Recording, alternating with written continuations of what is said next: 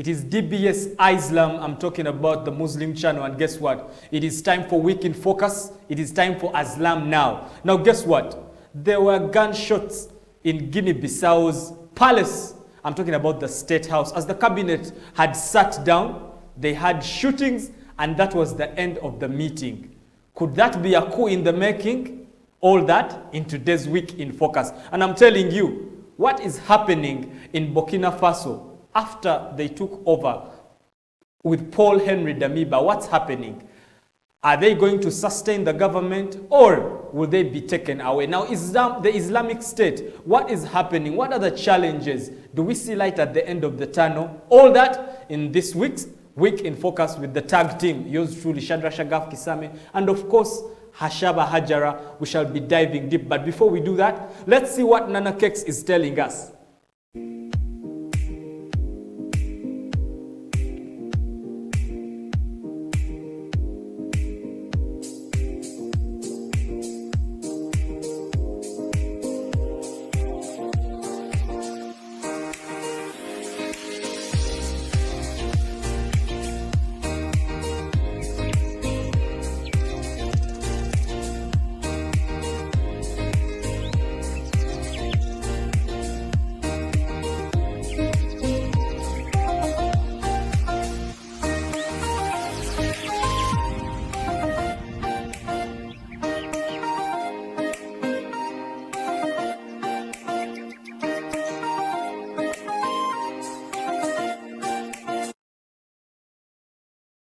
Good news with Nana Cakes as they've incorporated training here in Salama Road in Munyonyo. Now, are you out there and you also want to start making these cakes? Do you want to launch out yourself in business? Do you want to learn all these creams, all these pastries? Look no further. Just come here in Munyonyo at Salama Road at the hub, and Nana Cakes will be able to sort you. But going back to Guinea Bissau, now Guinea Bissau has had 9 of these coups or semi-coups ever since they had their independence in 1978.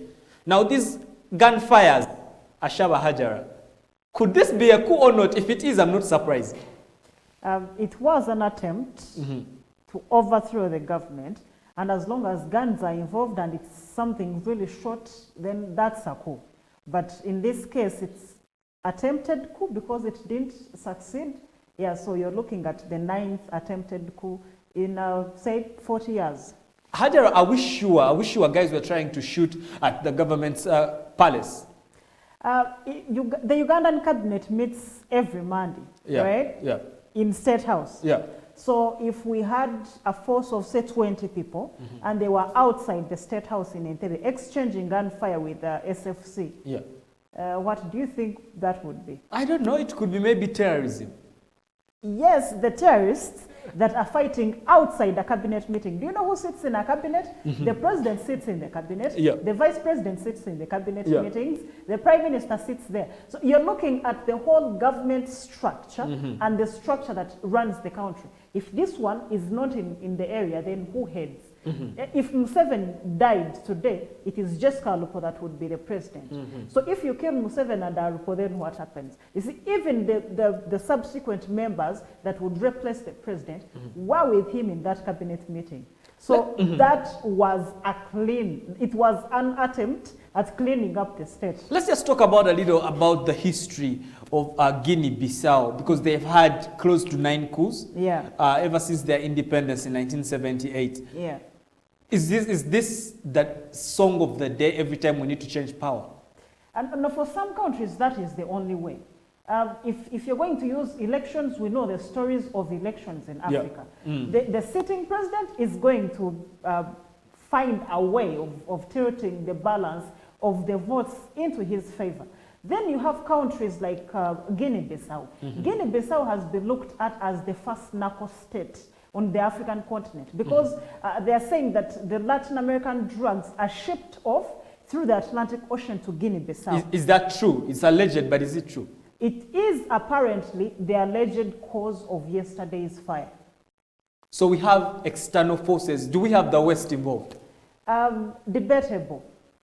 In most cases where you have drugs involved, we have seen where drugs are involved. For example, Afghanistan, it was more of an opium trade route that led to the American confusion and whatnot compared to what the Taliban were capable of. Yeah. But in this case, really, South American drug cartels are so strong that in most cases they are contributing more than the government is. You have had examples of Pablo Escobar, yes, contributing to the economy in more ways than the government could. So South American cartels are so strong that themselves can manage to set up such kind of fighting to be a threat or even overthrow a state. They have done that several times in Mexico. So when we talk about democracy, a lot of people have their own definitions. It cannot be standard. However, do we see democracy being born or having life in Guinea-Bissau? At this point, no, but democracy should be the least worry.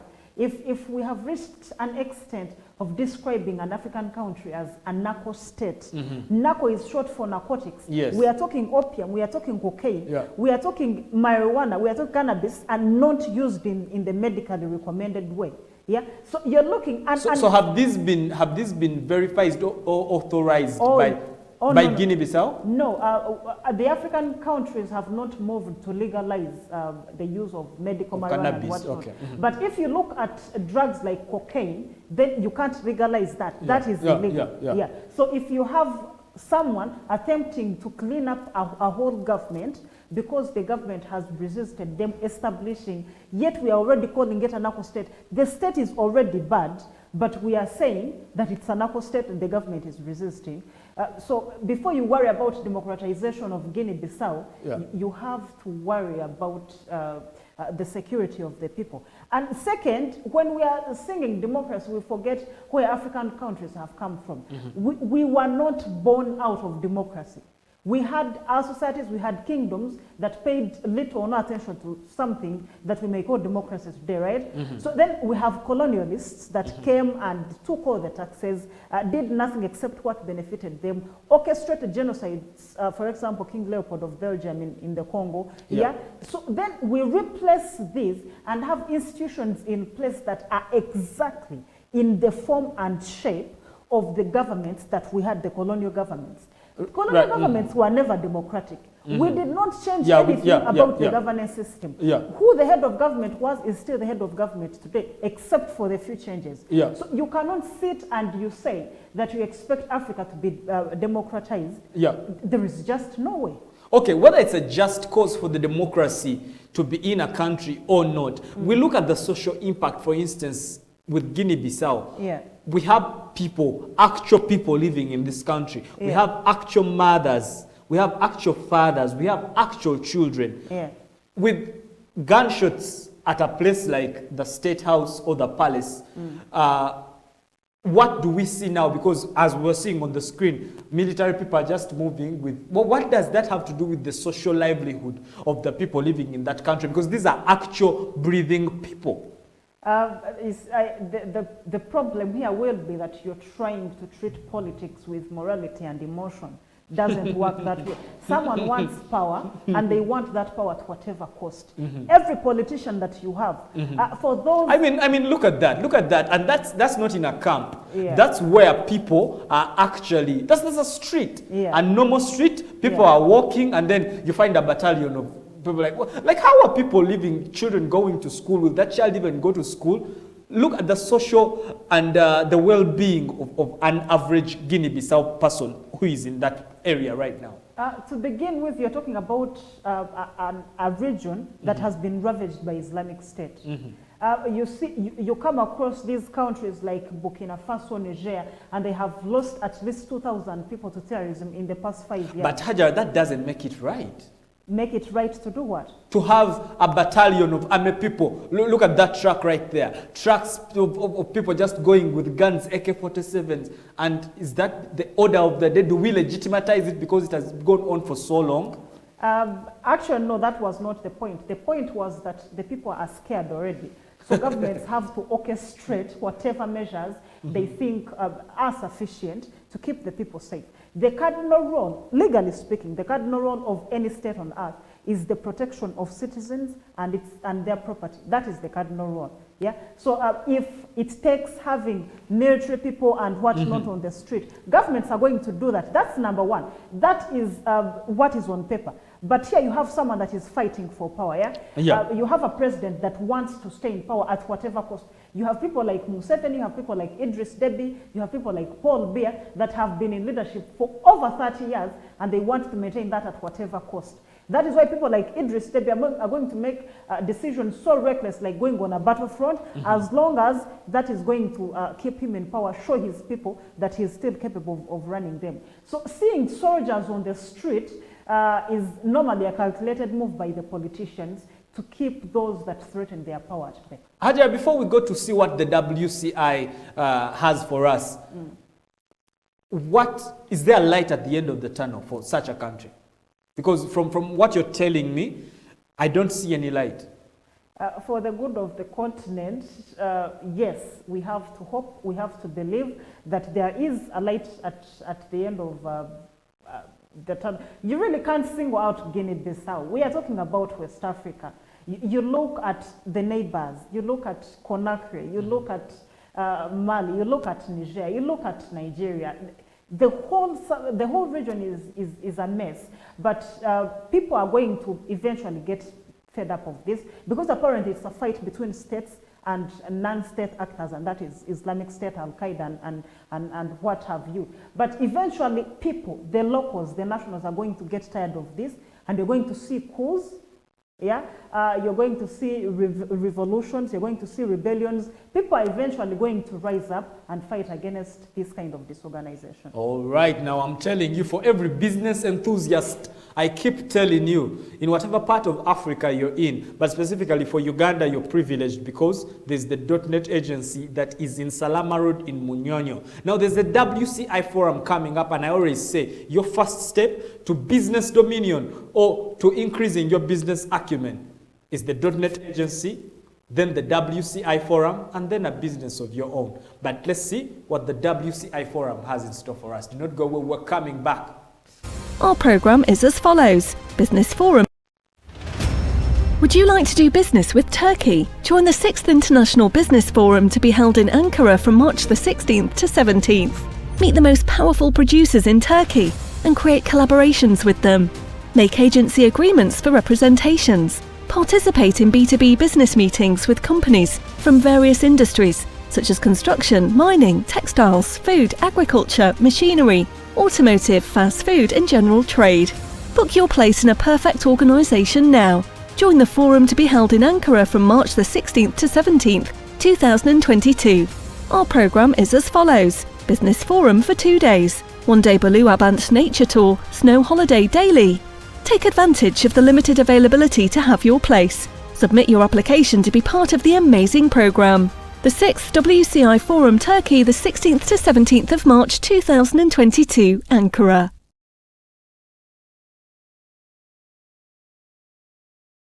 Forum to actually kick off. Now for you who is down there, yes, you are too late. You know, some of you are thinking, am I too late? Yes, you're too late, but there's still a chance. All you need to do is contact the .NET agency, or you can just come. The hub is before the National Referral Hospital, Chirudu. When you are on Salama Road in Munyonyo, you'll see it, the hub. The building, it is crystal clear, you cannot miss it. Meanwhile, in Mali, these people have chosen to chase away the French. The French ambassador was it terminated? Was he given a couple of minutes to leave? What is going on? For diplomacy purposes, we shall call it recalling. But that's what I was telling you before we went for the break. Eventually, people get tired. France has disturbed Mali. Initially, they had a president that was running the country for decades until 2010, Amadou Touré. Then he was overthrown. Then you have another one coming in, and the instability going on in West Africa. Most of the people blame it on France. Francophone countries, almost all of them are in a mess, and most people think this is the doing of France. So eventually, you see Uganda, you see Kenya, you see Tanzania, you see the Arab North. Eventually, Africans will wake up one day, one by one, and they will get tired of these things. Now, for Mali... Aja, I'm trying to understand you. Is what they did a good thing? You're speaking like they got tired and they are justified to fire the French ambassador. Oh, but Africans are supposed to fire everyone. You see, that is... Then what we have diplomatic ties? Are you saying bye to no diplomatic ties? You don't want to work with anyone, you want to stay in your own island, poor as you are? Let me tell you how diplomacy works. Diplomacy works when there is an equal footing. You are Shadrach, I'm Ashara, we are equals. In that case, when I say, Shadrach, I don't want to hear this, you respect that. You stop saying what I don't want to hear. The relationship that Africans and Asians and Latin Americans have with the West, it is not diplomatic. We just have people that run us.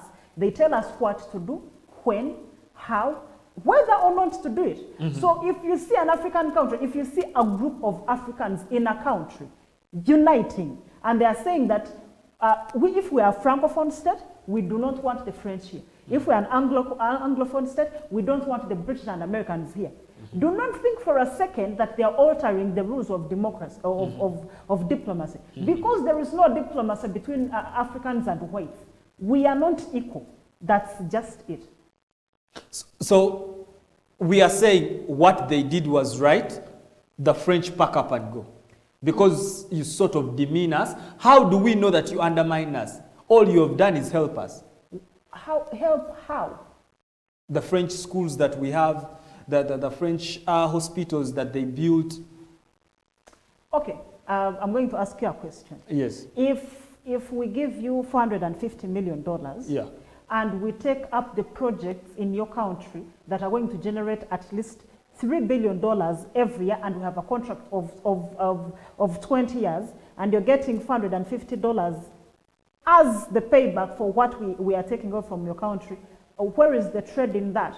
Because this is not a court that we are going to say that court does not define consideration for those that are partaking in a contract. Yeah. You're talking about countries. I have a mineral as a country, as an African country. I'm supposed to gain from it, to use it to improve the infrastructure and well-being of my people, right? Yeah. So if I'm not going to gain from it because you're using your money and your political influence to determine who sits in the presidency, that if I sit and I say, no, this contract is unfair, you're going to overthrow me. You're going to go to the military, you find someone that you can stage and overthrow me. Yeah. Then that someone can do something for you, and at the end of the 20 years, Ugandans are going to be dying in hospitals that are supposed to have better equipment, but they cannot because you don't will it. So because my development is at your detriment. Right. How about Africans rise up? What do you think would have happened at the time when Mugabe told whites, leave African lands? If Zimbabweans had stood up and said, okay, you know you're British, you know you're American, you know you're white, out of Zimbabwe. They wouldn't be going through this. You would have to hustle with the sanctions, yes, but if you have your country backing you, that's a good place to start. I am telling you. Now, for you who is watching right now and you've seen a couple of ads run in all the DBS business or DBS ISLAM shows, and you're wondering, what do I do? All you need to do is call the numbers on your screen right now so that you can have your ads placed in these shows, so that you can also, if you just need to know about brand positioning, all you need to do is reach out at the hub, and they'll definitely be able to help you. Now we're open.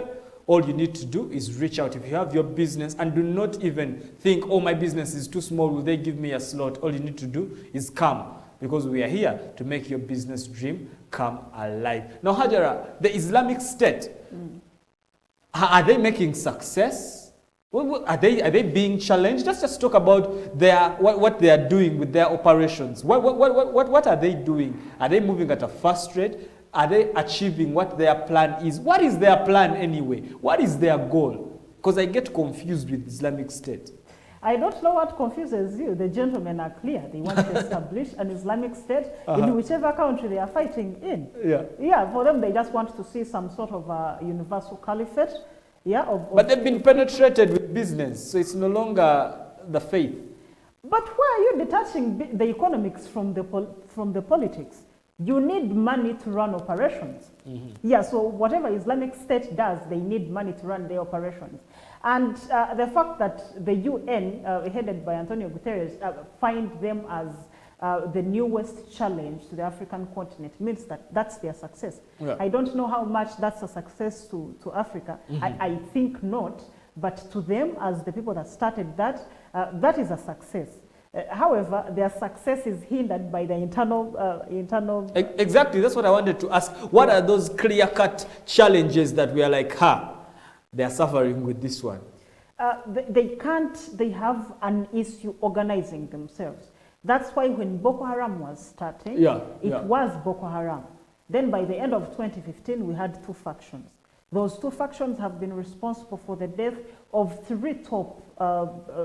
three top leaders of the Boko Haram and the other IS groups. So yes, they are doing well. They have covered the ground. They are present in Niger, they are present in Mali, they are present in Burkina Faso, they are present in Cameroon, and they are present in Nigeria. And they have been doing so well in Nigeria, but so terribly on the side of civilians. Yeah, so before I see what Creamery has to tell us, for an average Muslim who is out there and they do not even know about the Islamic State, should they be proud of the work that they're doing?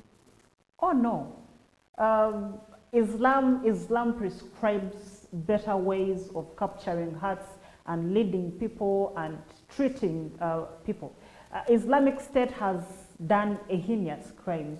You have seen them kidnapping school children in Nigeria. Some have been seen, others have not been. You have seen them claiming bombings in those countries that have hit churches and whatnot. Islam, as a religion, recognizes the presence of other religions. So you can't just run them off the earth and you claim that you're working for Islam. And then you have seen in Burkina Faso, at least 2,000 people have died. And the same number of deaths has been experienced in the rest of the countries where the Islamic State is. So what Islamic State does is tarnish the name of Islam and the name and image of Islam further. What this rather does is bestowing a responsibility upon the different Muslims, individual Muslims, to make sure that you remember to research and to learn and to spread the word that Islam is a religion of peace that does not recommend, advise, aspire to, or any word that you can think of in regard to sharing on the kind of activities that the Islamic State has been orchestrating in West Africa.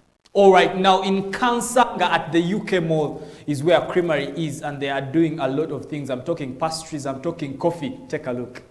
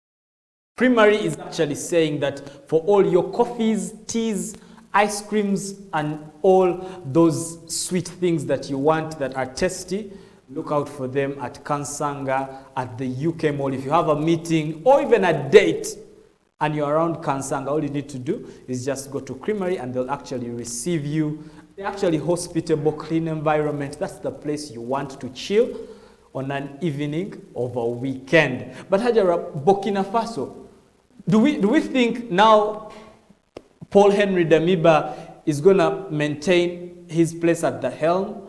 Do we see sustainability, or do we see someone who doesn't know what they are doing, and anytime the boat may be swayed elsewhere? Given what has been happening in West Africa the past few years, actually just 2 years, you can't be too sure if someone won't overthrow him. Yeah, but if he is able to address the question of Islamic State, he may have a shot at maintaining his seat. Two, the United States cut funding. They decided to put a hold on $450 million in support to the country. The African Union is screaming. They are telling them to put back Kabore back to his presidency. ECOWAS too, the African Union and ECOWAS have actually suspended the membership of Burkina Faso. But if he draws, if you look, his party speaks of preserving and restoration. That sort of sounds like Sankara. So if he's, if he's coming or upon the inspiration of Thomas Sankara, then telling him there won't be aid and he will be suspended from certain groups, that shouldn't faze him. Because, you know, the first thing Thomas Sankara did when he became president, he suspended receiving aid from France and all the other European countries. So yes, if he thinks that he is a Sankara, he will manage. But if he thinks of relying on Western aid and the diplomatic relations with the neighbors, it may be a little harder for him. Yeah, because I'm thinking now of the average person in Burkina Faso and the economics. There's no cash inflow. How are they going to sustain the economy with just ego and guns? It's not really ego. And, you know, some countries, it's not that if America doesn't deal with these people, they won't find someone to deal with. I can assure you China is coming. I can assure you Russia is coming. Russia is the example. Russia is the very reason why the people of Mali were able to tell France to pack and go. So we always have imperialists lurking around, waiting for someone to kick out the Westerners so they can chip in. So yes, China is going to come in. Just give it a bit of time. I am telling you. Now, you know, before we wind up the discussion, someone would want to know that what do we see now with the relations of Burkina Faso? The airport, people moving in and out, say, I have maybe a trip from here going there, or someone is coming from the West coming in. What is the international relations and, you know, the diplomatic ties going on? Right now, it's the diplomatic relations of most of the countries with Burkina Faso are in a fragile state. Because almost all countries have denounced the coup.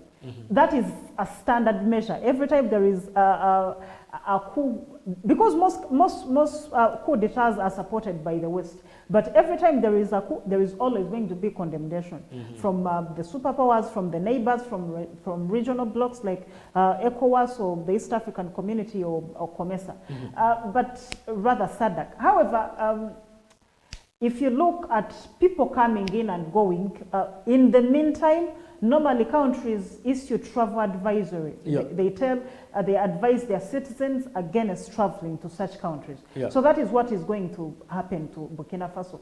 Until the condition stabilizes, until the country is able to say, because the military announced that they are restoring constitutionality. When African Union ordered them to return to constitutionality, they said, oh yes, we are returning to constitutionality. They did not declare exactly when they expect to hold elections, but they are going to bring in a few constitutional measures.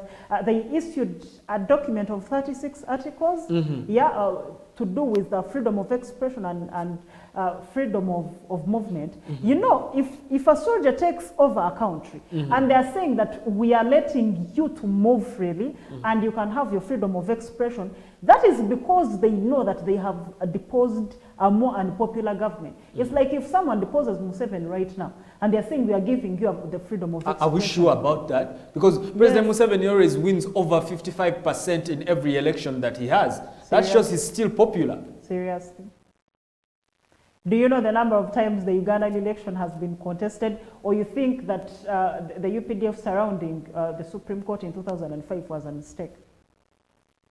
You cannot always use elections in Africa as a basis of legitimizing someone. You look at the social media, look at radio stations, look at the people that are getting... But there are people who sell narratives. Hajara, we could come here on air and something is not as... It's just abstract. It's not even affirmative. It's extremely negative, baseless propaganda, but we sell a narrative and the people that watch DBS are going to believe us. Why? Because they like Shadrach and Hajara.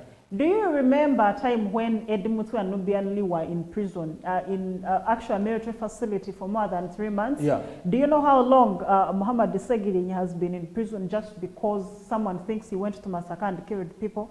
The more a government overstays in power... There has been proof. There is no proof. That's why the case has not been tried. Why do you think the DPP keeps asking for extension adjournments? They keep saying we are still gathering evidence. They have failed to get witnesses. Let me get back to Burkina Faso because Hajara here is trying to put me in a corner about Ugandan politics. But Hajara, before we wind up the discussion, I want to know now, because last time we discussed, and this is for a fact, that Paul Henry Damiba is a Christian, and we have over 50% of Burkina Faso being Muslims.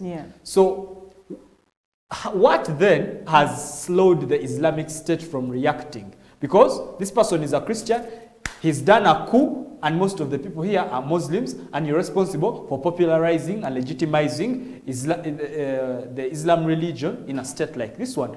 Are they too slow? Are they planning something? Do we see the Islamic State coming up next week? Would it be a headline? What's happening?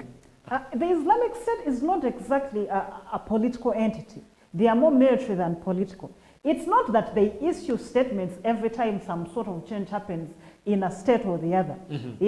That's number one. Number two, you have been having Christian Kabore since 2015. Since the overthrow of Blaise Compaoré, you've been having a president that was democratically elected, a civilian really, that doesn't know much about militarism. Right now you have a lieutenant colonel in power.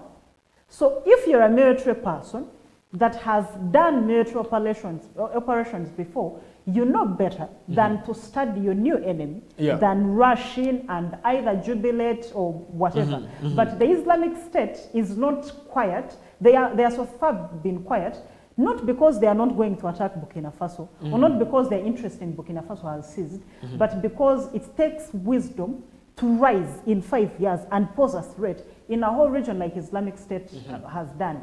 That's not by mistake.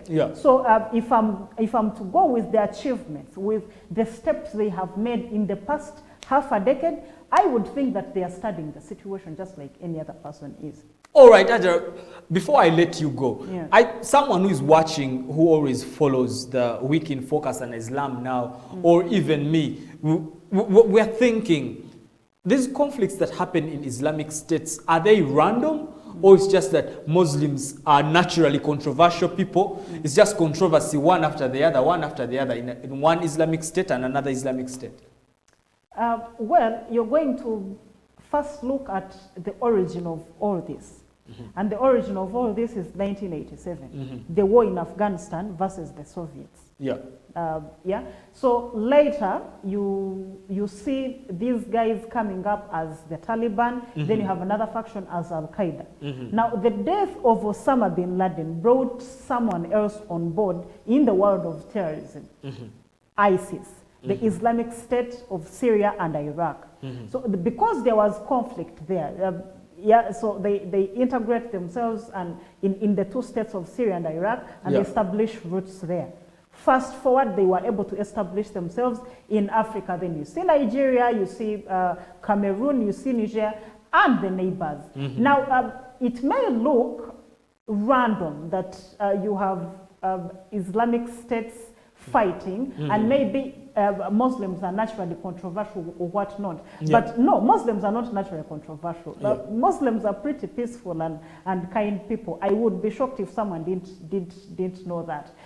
However, it is a political question. It did not start as an issue of Islam. It just found itself in Arabia. And then the fighting for a political position and possession, because they wanted, Osama was looking at getting a place to be able to train, find resources to fight the Americans. It extends to you wanting territory.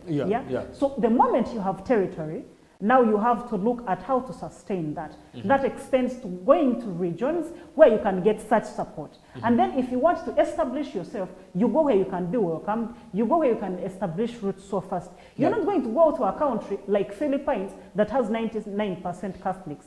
The resistance is going to be so much. You're going to be doing other unconventional things that, whereas your conscience may be tainted, you may not, it's not much of a success. You can't force Catholics to convert.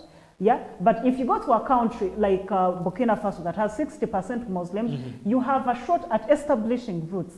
So it is a political question, it's not a religious issue. All right, now we've come to the climax or the end of the show, but I have like a minute. I'll give you 30 seconds to give your closing remarks for the person who makes it a point to watch Week in Focus every week. It is safe to assume that coups are back. And it is safe to assume that we should be on the lookout. Perhaps that's for governments. But for the citizenry, it would be better if we started focusing on doing things like what happened in Mali. We need to stand up where our leaders cannot, and we tell certain groups of people, even if it's our leaders, that we want out. This is not working out for us anymore. I'm simply saying that whether you're Muslim or Christians, but you're Ugandan, you're African, at the end of the day, this land is ours and it's ours to save. You leave it to vultures and we won't have anything at the end of the day. I am telling you, right there, what you heard for me sounds like the Maji rebellion spirit. However, it's the end of this week's Week in Focus Islam Now. But remember, the .NET Hub Tech Center for the children. Now we are thinking about them before the holidays are here. We've prepared for them right here. All you need to do is register your children for this holiday program where they're going to be doing a lot of IT robotics. I am telling you, our staff is ready to make your teenager, your baby, because it goes from the ages of 6 years and above. So you're sure you're going to have an IT professional before they even clock the age of 20. Just come to the .NET Hub and be able to register. Now from me and the .NET Hub management would like to sign out, would like to say good night, good luck, and let's see how these kids are going to be learning and training. Till next week, see you. In this generation and on, early digital literacy will have a huge impact on self-development and strategic intelligence. .NET Hub is cracking the future's code. Kids Who Code is a youth-based circuit program at .NET Hub. This is an initiative to help the kids begin their engineering journey, guiding them and activating their intuition abilities.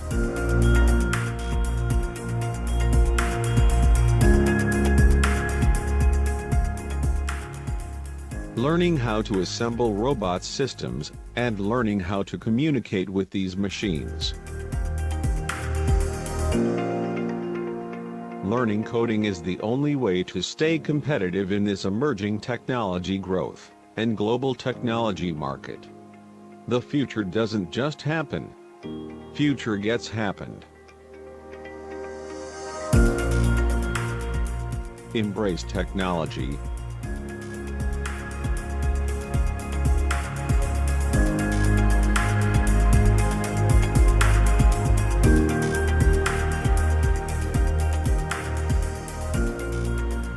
Have your child enrolled this holiday.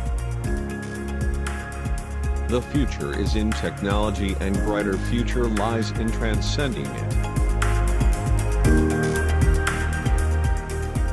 Let's live and lead. Join the Hub community today for AI, machine learning, smart technologies and software development.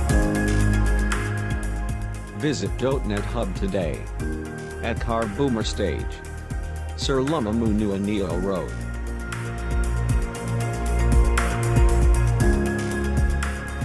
Contact the Hub on 0200 904 050 or at www.dotnetug.com.